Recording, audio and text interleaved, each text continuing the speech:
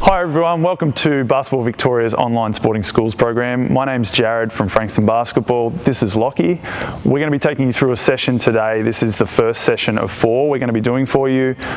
Today's session we've got some shooting, some fundamentals of shooting and a game, and then we're going to do some fundamentals of ball handling and then another ball handling game, as well as a warm-up and a cool down at either end of the session. The focus is going to be a little bit on technique, but more on how you can get your kids outdoors, enjoying the sport of basketball in a school environment, still teaching them some skills while they're enjoying the game. So we'll get straight into our warm-up.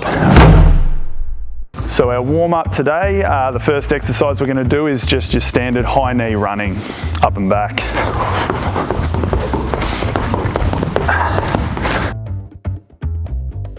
Now go back. We need the extra warm-up today. High knee skips is the second exercise, so high knee skips. And we'll go back.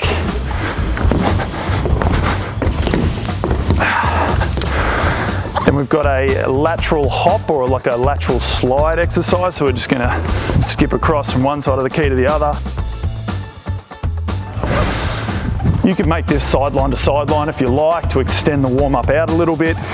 We're going to do some zigzags, so we're going to just changing direction, focusing on changing direction. Careful with this one. And we'll go back. Nice one. We've got our pitter-patter stops, so we're going to just kind of sprint out a couple of steps, come to a pitter-patter, take off and go again. So it's just acceleration, deceleration. So we take off, pitter-patter and go again.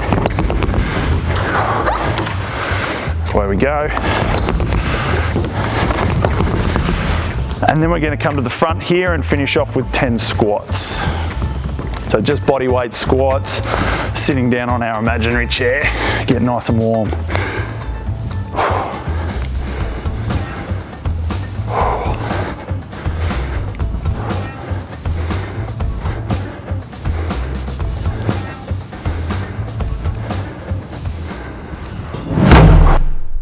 Okay, we're going to move on to the fundamentals of shooting now. So Lockie here is going to be my student for the day.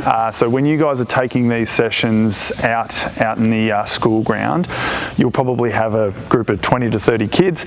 You'll need to use a fair amount of space, but we'll address that as we go through the drill. So the first point we're going to start with, obviously you need your basketball. Lockie's just going to use our Aussie Hoops dots here as a bit of a guide for his feet. Hopefully you guys can see those there as well.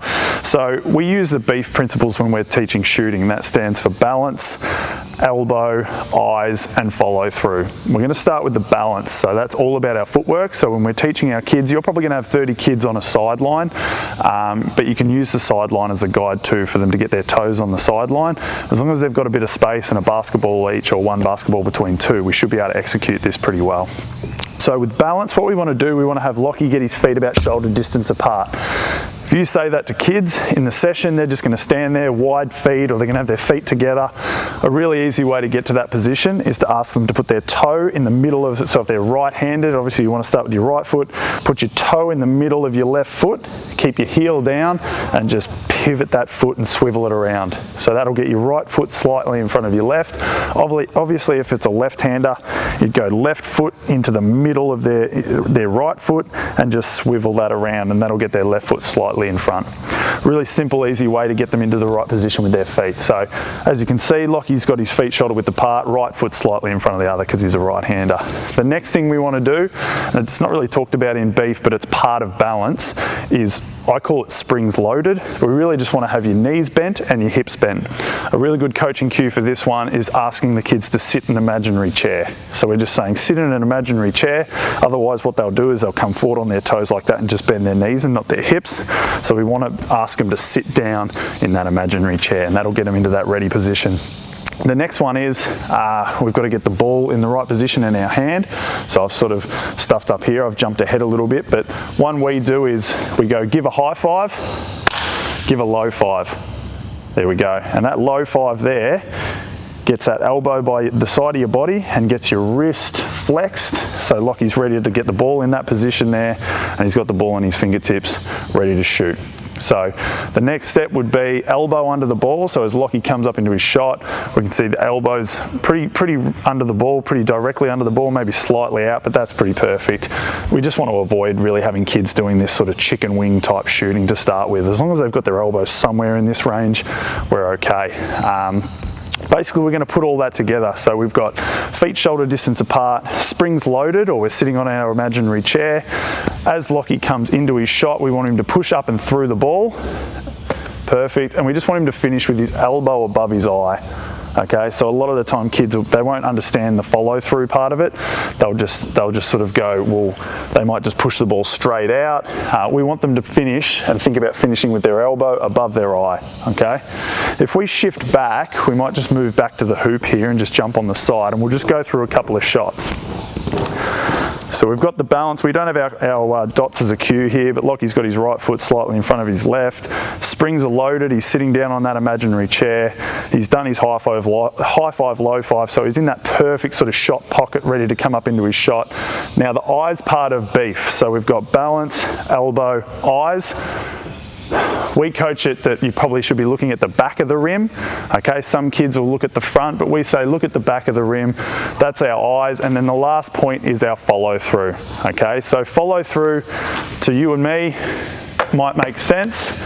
A really easy way to teach it to beginners is to ask them to pop a balloon in the middle of the hoop with their index finger. So their pointer finger, as they finish their shot, ask them to pop a balloon and hold their follow through in that middle of that ring.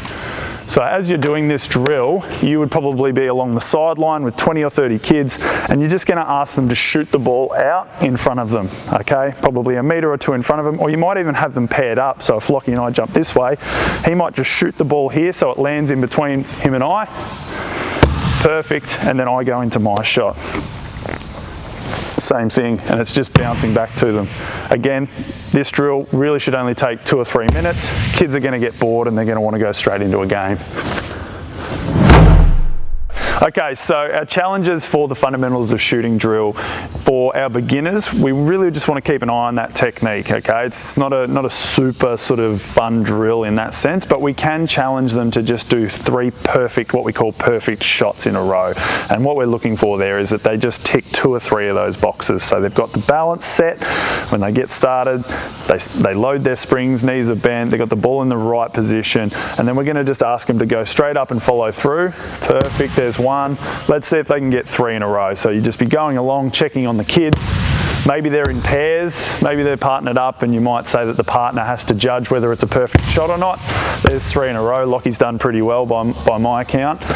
For the more sort of advanced kids that are maybe already playing basketball competitively week to week, we might get them to step a metre or 2 back from the line and ask them to actually aim and shoot the ball up so it lands on that line, okay? Just because we can't all be shooting at the one time, but we can all step back from a sideline or the half-court line or the free throw line, and I'm going to challenge Lockie to try and hit the edge of the key here.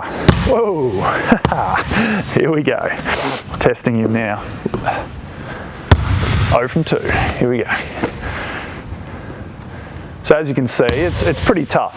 It's pretty tough. So you could have the kid move forward a little bit or back. Do you want to move forward, Lockie, or you? There we go. It is a tough one, but it will get them to really sort of push that ball up and finish their shot without necessarily needing to use the hoop just yet. There we go. Bang! We'll count that one. Perfect. Okay, so now that we've done the fundamentals of shooting, we're going to move into a game, because I'm sure by now you've got a classroom of kids they're pretty eager to get into actually shooting the basketball and competing against one another. The around the world drill is a really good one. You can use both ends of the court, or you can use one end. You can pick teams of sort of 6 or 7 kids is probably around about the limit. 3 or 4 is probably perfect. And as you can see here, we've got our cones set out. Just one down here in the equal with the edge of the backboard, one that's about sort of 45 out, one from the top of the key, and the same on the other side. So what I'm going to do now is I'm going to rebound for Lockie, but when you're doing this game with the kids, essentially you'd have the kids shoot from the dot, chase their rebound and pass it back to their teammate that's next in line. And you challenge them as a team to make 5 shots from each spot. So you might have one team that would be starting on the other side, or they might be at the other end of the court, or you might have a team starting on the corner and a team starting on that corner, and they sort of meet in the middle and then finish at the opposite end of the cones there. And it's really just a first to make 25 shots as a team, 5 from each spot. So we'll demonstrate now with Lockie. Whenever you're ready, mate. Pressure's on now. Here we go. Good. So 5. Awesome. You chase your rebound now. Take it nice and easy. Oh no!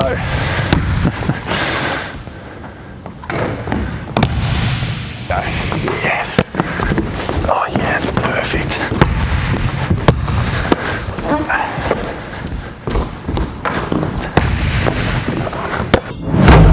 Okay, so we're going to move on to the fundamentals of dribbling now. The fundamentals of dribbling, what I think is important to mention is that the act of dribbling for our beginners, both teachers and students, dribbling is the act of bouncing the ball into the court back up to ourselves so that we're able to move freely. Okay, that allows us to move from point A to point B. That might be to get to the basket and score. It might be to create a passing angle for a teammate. But if you just walk into your classroom and say, all right, kids, we're going to do some dribbling now, they may not know what that means. So I think it's important to explain what the dribbling is, especially for the younger kids. The technique of dribbling is fairly simple, and it's fairly similar to the setup we use for our shooting. So again, I'm going to get Lockie to jump in here.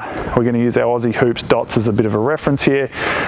We want shoulders roughly, feet shoulder width apart. So again, if you want to get into that position, tuck your foot into make a T with your feet there, swivel on that heel. You probably want to go slightly wider, just a little bit wider than that. So if you get your T with your feet, right foot swivel out, and then maybe just take a little step either way is probably a good way to go about it. Basically, we're going to go from there. Again, we're going to ask Lockie to sit in his imaginary chair. So his knees are bent, his hips are bent, his back's nice and straight. That's really important as well. You ask kids to sit on an imaginary chair or bend their knees and hips, and it'll be slouching and rounding at the knees, or not bending the knees, or not bending their hips. So that's a really good solid position there. Basically, from there, all I'm going to ask Lockie to do with his right hand is just start dribbling the ball. And as we're doing that, you're going to see the movement we're really looking for here when kids are dribbling the ball.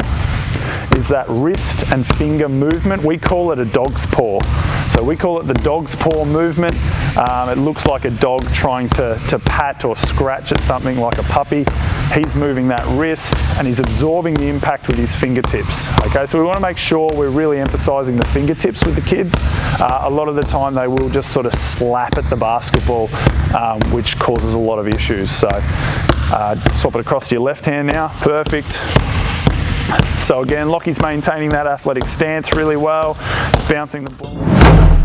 We've got some challenges. So for our beginners, for kids who are just starting basketball, we might ask them, we might just challenge them to see how many dribbles they can get in a row, okay? Because this looks really natural for Lockie, who's been doing it for a number of years, but for someone who's just starting the movement of dribbling a basketball, it can be really hard to understand. So we'd just ask them to see how many dribbles they can get in a row. That might be 2, and then we'd challenge them to get 3, 4, 5, and once they're competent dribbling on their most preferred hand, we'd swap to their non-dominant hand.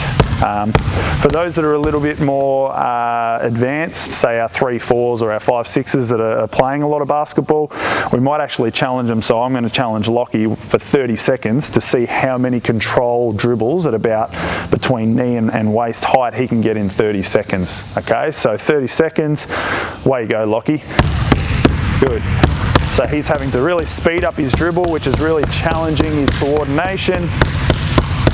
See how many you can get in 30 seconds. It's 10. Good.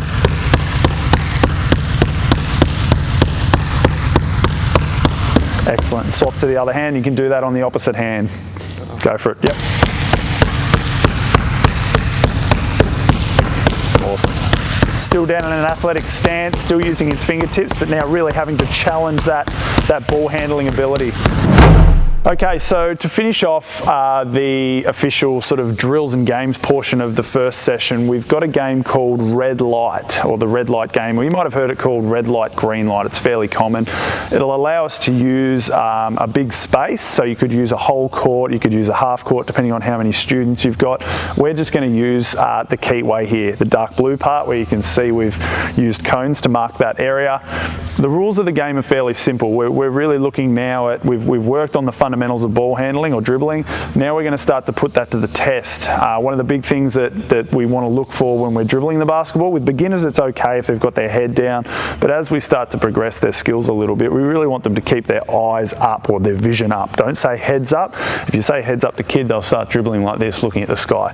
Keep their eyes forward is really what we want to do. So with Lockie now, we're gonna do a game of red light, green light, or the red light game. We're just going to mimic it. He's obviously playing against no one, but there's still some challenges in there for him. So our coaching cues for this, much like a traffic light, we've got yellow, which is going to be Lockie's going to be walking around as he is dribbling the basketball.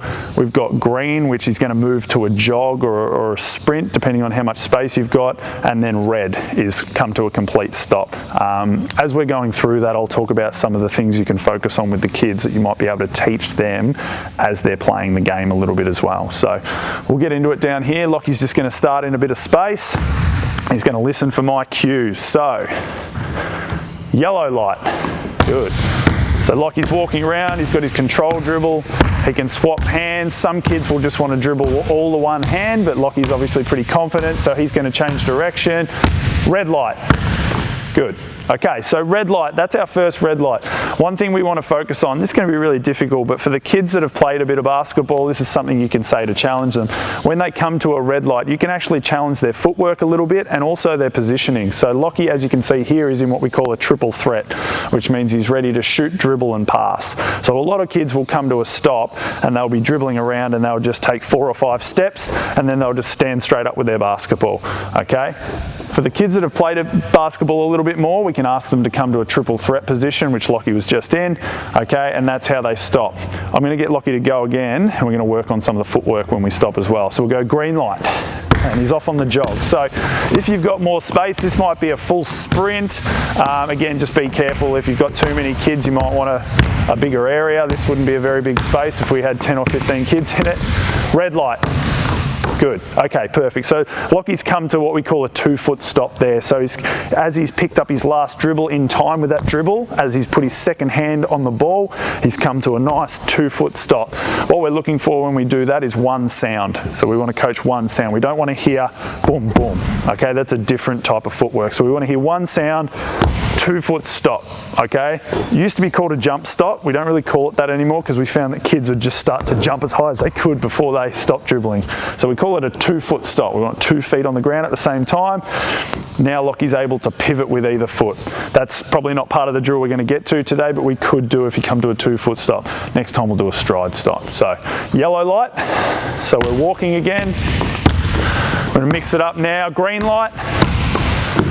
Excellent. Back to yellow light. And red light. Boom. Okay, so there we've come to a stride stop. So he's gone right, left there. So now his right foot's his pivot foot. You could go left, right. All right.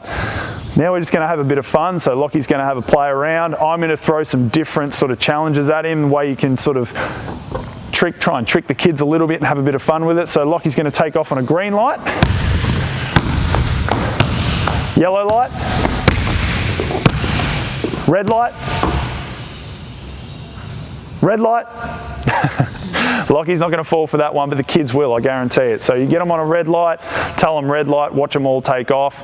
That could be a way you can challenge them with this game. Maybe if they're on a red light and they take off, when you say red light again, then they're out or something like that, or they have to jump off to the side and do stationary ball handling or passing or something like that. Again, like I said, with the beginners, don't worry too much about the footwork when they're coming to a stop. Just try and challenge them to really just be dribbling, keeping their eyes forward, making sure they're looking for people around them so we don't have any collisions. And with the more advanced kids, then we can start to add the footwork, the 2-foot stop, the stride stop. Maybe even we could even probably throw in some pivots and things like that if you're confident coaching those things.